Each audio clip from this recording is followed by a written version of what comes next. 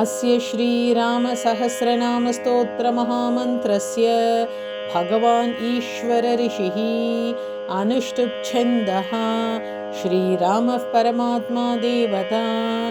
श्रीमान् महाविष्णुरिति बीजं गुणभृन्निर्गुणो महानिति शक्तिः संसारतारको राम इति मन्त्रः सच्चिदानन्दविग्रह इति कीलकम् अक्षयः पुरुषः साक्षीति कवचम् अजेयः सर्वभूतानाम् इत्यस्त्रं राजीवलोचनः श्रीमान् इति ध्यानम् श्रीरामप्रीत्यर्थे दिव्यसहस्रनाम जपे विनियोगः। ध्यानम् ध्यायेदाजानुबाहुं धृतशरधनुषं बद्धपद्मासनस्थं पीतं वासो वसानं नवकमलदलस्पर्धिनेत्रं प्रसन्नम् वामाङ्कारूढसीतामुखकमलमिलल्लोचनं नीरदाभम् नानालङ्कारदीप्तं दधतमुरुजटामण्डलं रामचन्द्रम् नीलाम्भोधरकान्तिकान्तमनिशं वीरासनाध्यासिनं मुद्रां ज्ञानमयीं दधानमपरं हस्ताम्बुजं जानुनी सीतां पार्श्वगतां सरोरुहकरां विद्युन्निभां राघवम् पश्यन्ती मुकुटाङ्गदा दिविविधा कल्पोज्ज्वलाङ्गं भजे। अथ स्तोत्रम् राजीवलोचन श्रीमान् श्रीरामो रघुपुङ्गवः रामभद्रः सदाचारो राजेन्द्रो जानकीपतिः अग्रगण्यो वरेण्यश्च वरदः परमेश्वरः जनार्दनो जितामित्रः परार्थैकप्रयोजनः विश्वामित्रप्रियो दान्थः शत्रुतापनः सर्वज्ञः सर्वदेवादिः शरण्यो वालिमर्दनः ज्ञानभाव्यो परिच्छेद्यो वाग्मी सत्यव्रतः शुचिः ज्ञानगम्यो दृढप्रज्ञः करध्वंसी प्रतापवान् द्युतिमानात्मवान् वीरो जितक्रोधोरिमर्दनः विश्वरूपो विशालाक्षः प्रभुः परिवृढो दृढः ईशः खड्गधरः श्रीमान् कौसलेयो नसूयकः विपुलांसो महोरस्कः परमेष्ठीपरायणः सत्यव्रतः सत्यसन्धो गुरुः परमधार्मिकः लोकज्ञो लोकवन्द्यश्च लोकात्मा लोककृत्परः अनादिर्भगवान् सेव्यो जितमायो रघुद्वहः रामो दयाकरो दक्षः सर्वज्ञः सर्वपावनः ब्रह्मण्यो नीतिमान् गोप्ता सर्वदेवमयो हरिः सुन्दरः पीतवासाश्च सूत्रकारः पुरातनः सौम्यो महर्षिः कोदण्डी सर्वज्ञः सर्वकोविदः कविः सुग्रीववरदः सर्वपुण्याधिकप्रदः भव्यो जिता ऋषड्वर्गो महोदारोघनाशनः सुकीर्तिरादिपुरुषः कान्तः पुण्यकृतागमः अकल्मषश्चतुर्बाहुः सर्वावासो दुरासदः स्मितभाषी निवृत्तात्मा स्मृतिमान् वीर्यवान् प्रभुः धीरो दान्तो घनश्यामः सर्वायुधविशारदः अध्यात्मयोगनिलयः सुमना लक्ष्मणाग्रजः सर्वतीर्थमयशूरस् सर्वयज्ञफलप्रदः यज्ञस्वरूपी यज्ञेशो जरामरणवर्जितः वर्णाश्रमकरो वर्णी शत्रुजित् पुरुषोत्तमः विभीषणप्रतिष्ठाता परमात्मा परात्परः प्रमाणभूतो दुर्ज्ञेयः पूर्णः परपुरञ्जयः अनन्तदृष्टिरानन्दो धनुर्वेदो धनुर्धरः गुणाकरो गुणश्रेष्ठः सच्चिदानन्दविग्रहः अभिवन्द्यो महाकायो विश्वकर्मा विशारदः विनीतात्मा वीतरागस्तपस्वीशो जनेश्वरः कल्याणप्रकृतिः कल्पः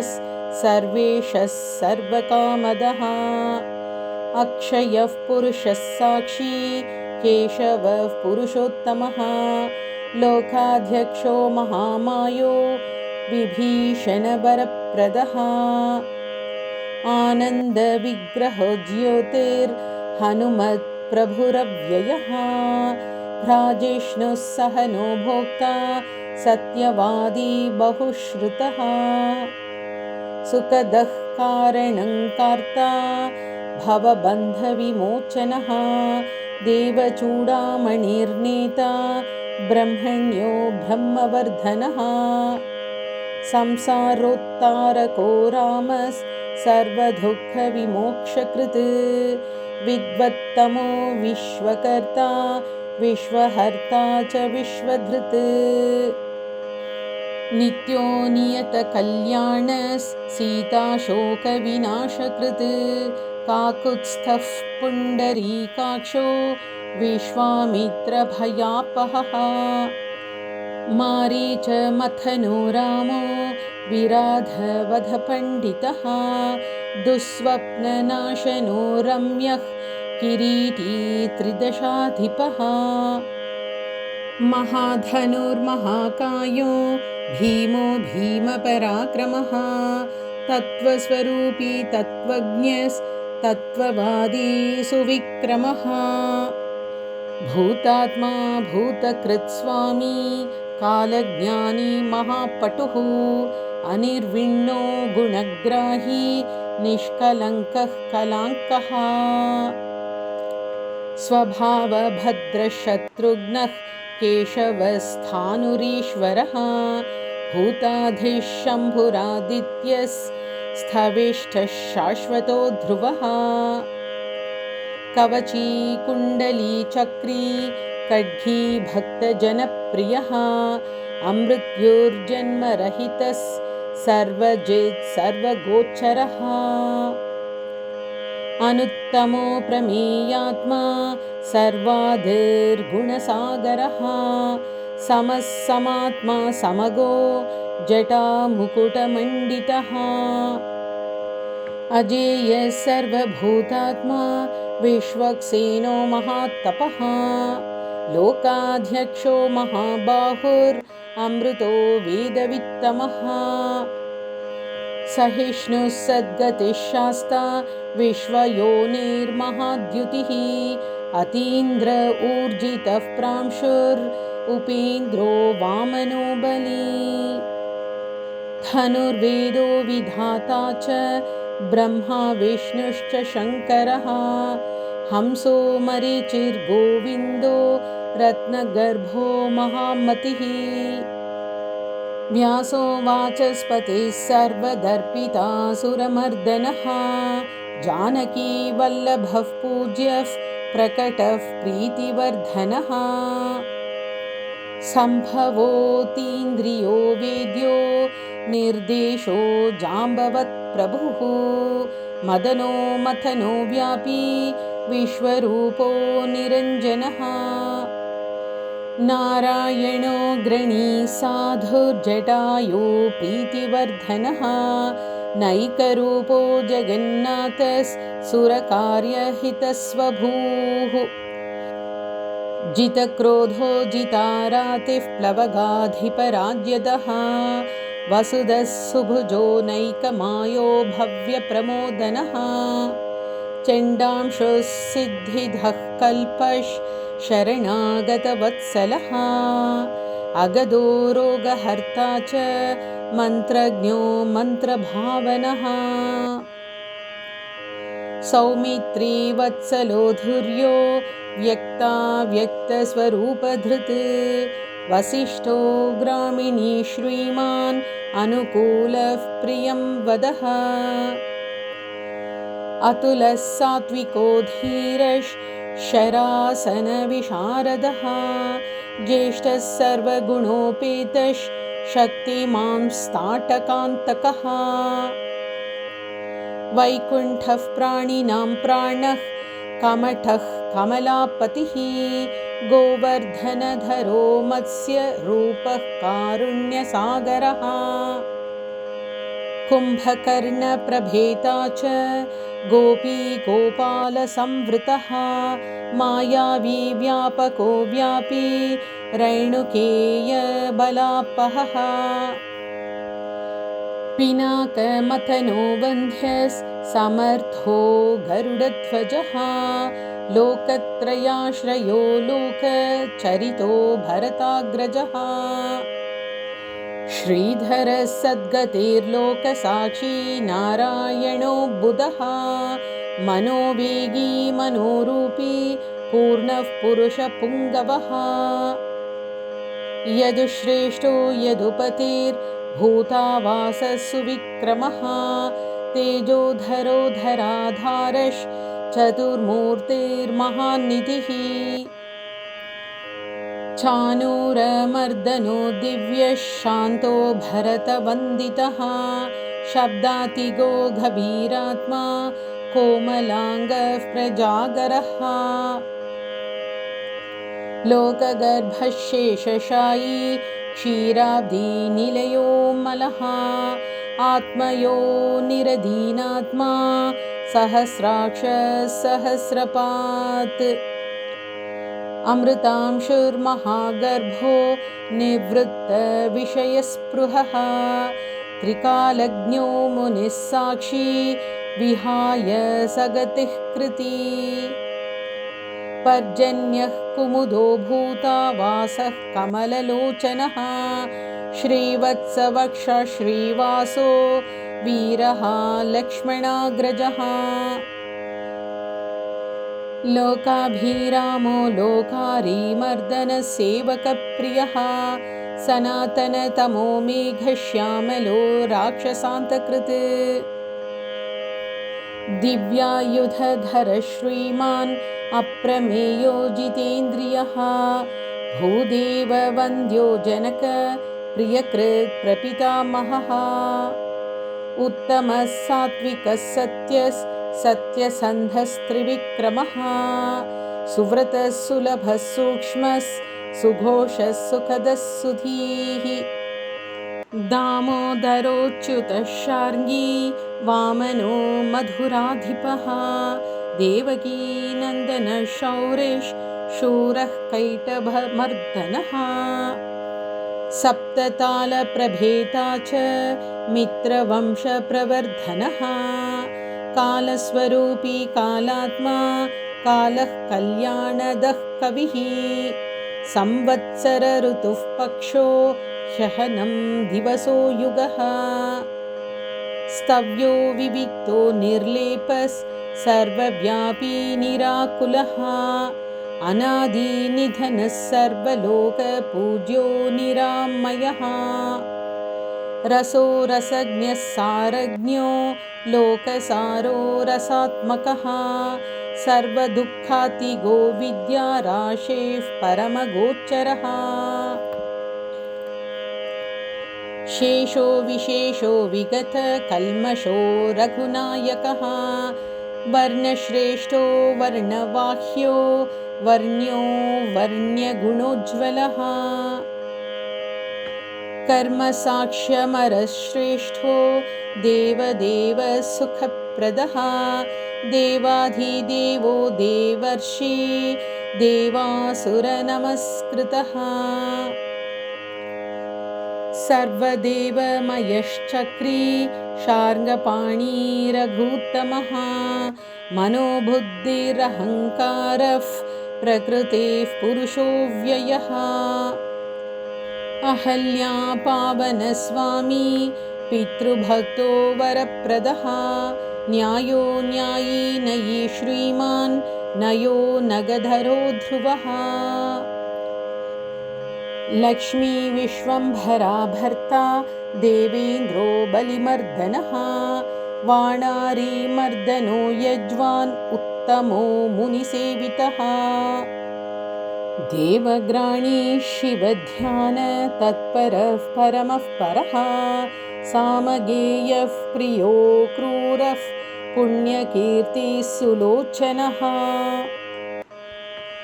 पुण्यः पुण्याधिकः पूर्वः पूर्णः पूरयिता रविः जटिलः कल्मषध्वान्त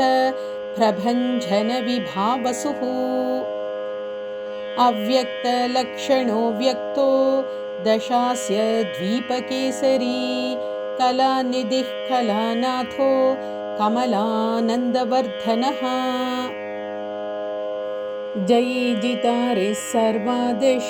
शमनो भवभञ्जनः अलङ्करेष्णो रचलो रोचेष्णो विक्रमोत्तमः आशुशब्दपतिः शब्द गोचरो रञ्जनो रघुः निःशब्दः प्रणवो माली स्थूलः सूक्ष्मो विलक्षणः आत्मयोनिरयोनिश्च सप्तजिह्वसहस्रपात् सनातनतमस्रग्वी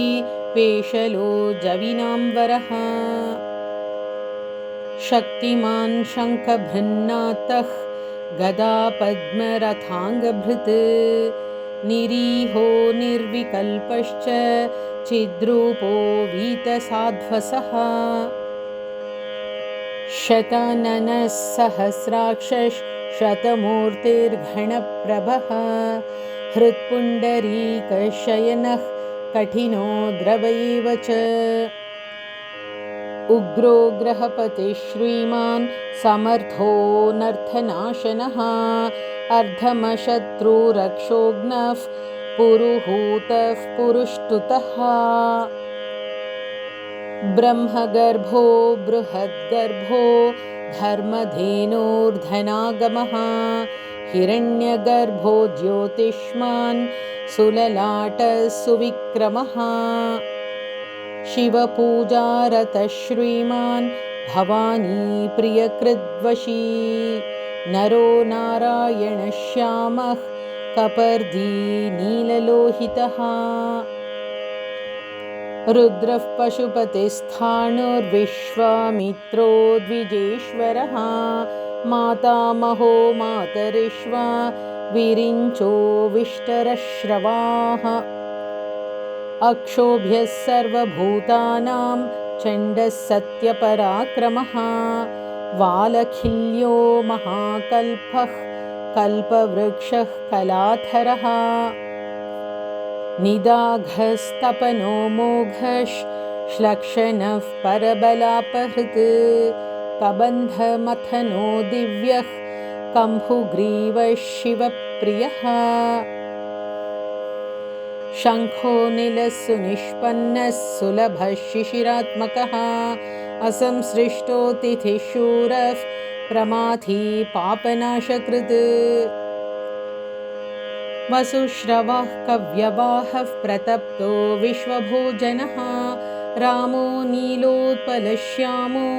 ज्ञानस्कन्धो महाद्युतिः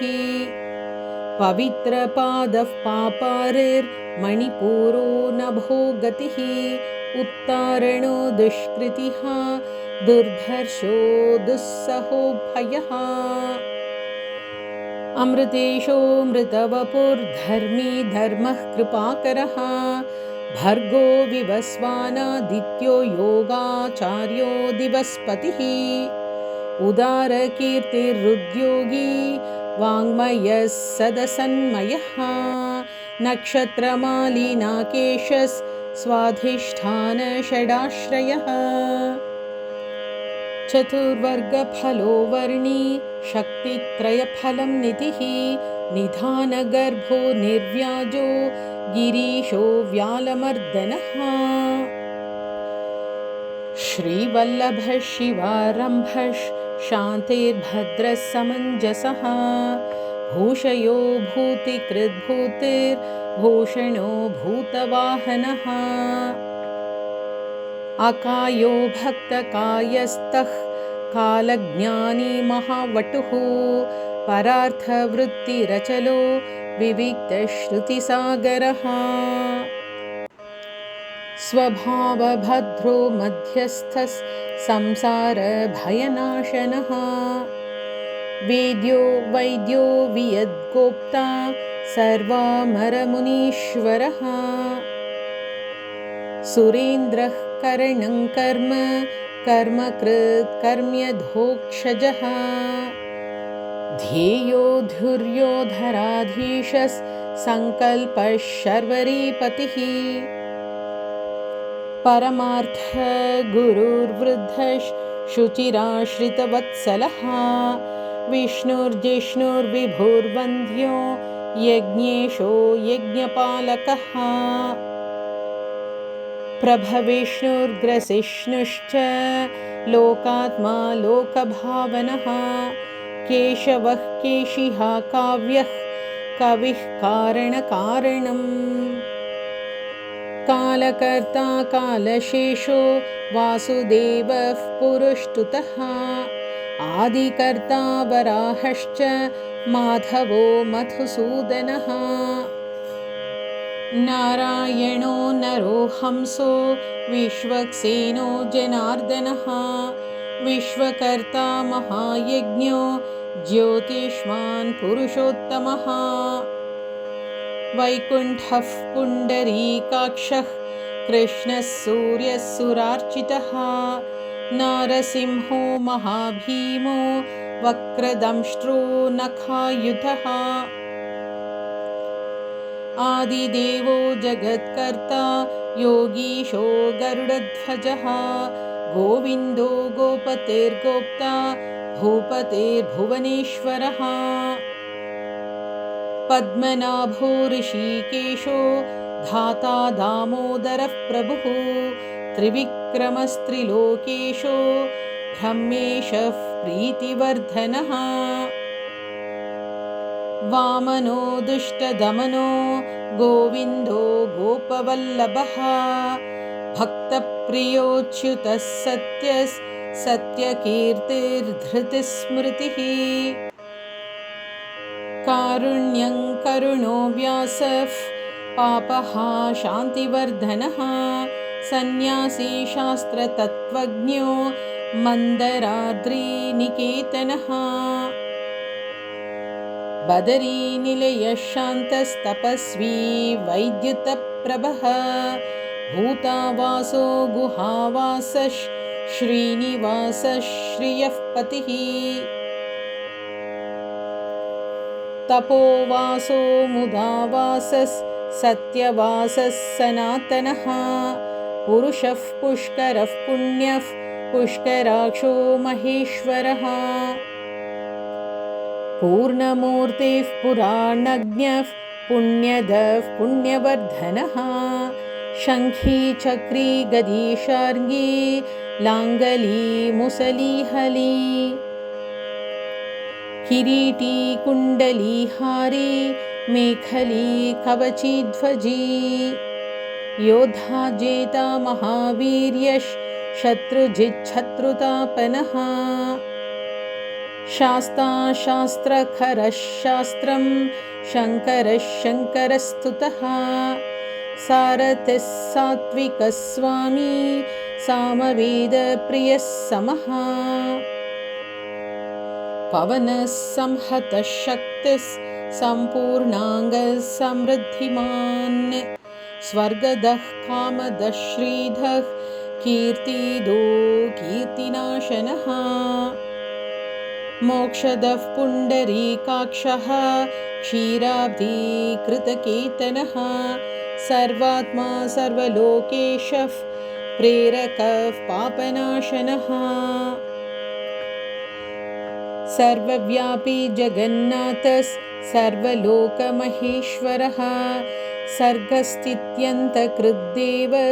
सर्वलोकसुखावहः अक्षयः शाश्वतोऽनन्तः क्षयवृद्धिविवर्जितः निर्लेपो निर्गुणः सूक्ष्मो निर्विकारो निरञ्जनः सर्वोपाधिविनिर्मुक्तः सत्तामात्रव्यवस्थितः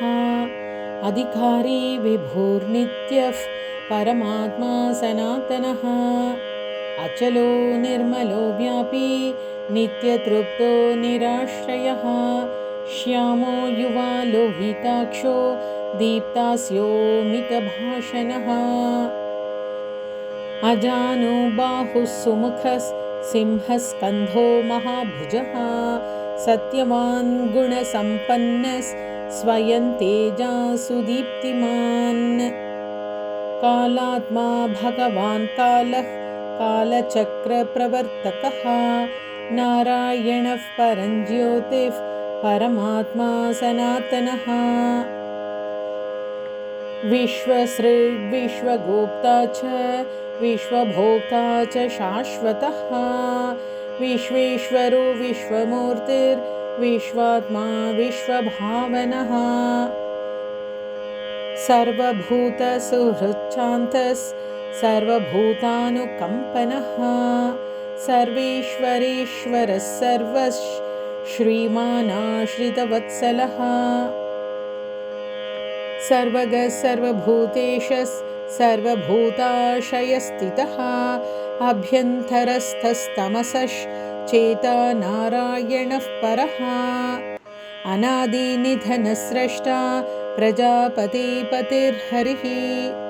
नरसिंहो हृषीकेशः सर्वात्मा सर्वदृग्वशी जगतस्तस्तुषश्चैव प्रभुर्नेता सनातनः कर्ता धाता विधाता च सर्वेषां प्रभुरीश्वरः सहस्रमूर्तिर्विश्वात्मा विष्णुर्विश्वदृगव्ययः पुराणपुरुषस्रष्टा सहस्राक्षः सहस्रपात् तत्त्वं नारायणो विष्णुर्वासुदेवः सनातनः परमात्मा परं ब्रह्म सच्चिदानन्दविग्रहः परञ्ज्योतिः परन्धामः पराकाशः परात्परः अच्युतः पुरुषः कृष्णः शाश्वतः शिव ईश्वरः नित्यः सर्वगतस्थाणुर् उग्रः साक्षी प्रजापतिः हिरण्यगर्भः सविता लोककृल्लोकभृद् विभुः रामः श्रीमान् महाविष्णुर्जिष्णुर्देवहितावहः तत्त्वात्मा तारकं ब्रह्म शाश्वतः सर्वसिद्धिदः अकारवाच्यो भगवान् श्रीभूर्लीलापतिः पुमान् सर्वलोकेश्वर श्रीमान् सर्वज्ञः सर्वतोमुखः स्वामी सुशीलः सुलभः सर्वज्ञः सर्वशक्तिमान् नित्यः सम्पूर्णकामश्च नैसर्गिकसुहृत्सुखी कृपापीयूषजलधिः शरण्यः सर्वदेहिनां श्रीमान्नारायणः स्वामी जगतां पतिरीश्वरः श्रीशरण्यो भूतानां संश्रिताभीष्टदायकः अनन्तः श्रीपतिरामो गुणभृन्निर्गुणो महान् इति श्री आनन्दरामायणे वाल्मीकीये श्रीरामसहस्रनामस्तोत्रम्।